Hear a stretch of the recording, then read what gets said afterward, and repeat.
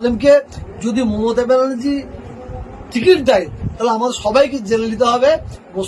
মমতা ব্যানার্জি তাহলে খুনের রাজনীতি ভাঙড়ে কেন চাইছে। তার মানে কি আপনি বলতে চাইছেন যে ওকে টিকিট দেওয়া উচিত না, টিকিট দেবে না তৃণমূল?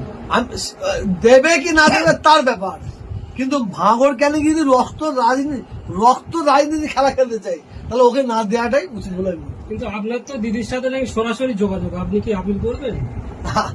আমি আপিল করবো কেন? বাংলার মানুষ তো আপনাদের আপিল করছে, বা উনি জানে, অভিষেক জানে, সব জানে।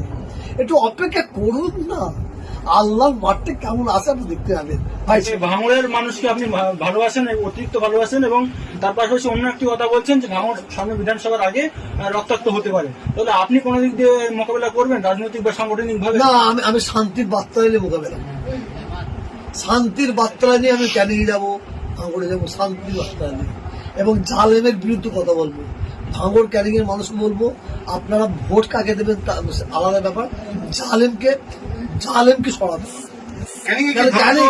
আর ক্যানিং এর আর ভাঙড়ের মানুষ, আমি আবার বলছি, এরা মমতা ব্যানার্জির বিরুদ্ধে নয়, আমি এখনো বলছি এরা বিরুদ্ধে, জালেমের বিরুদ্ধে। ওই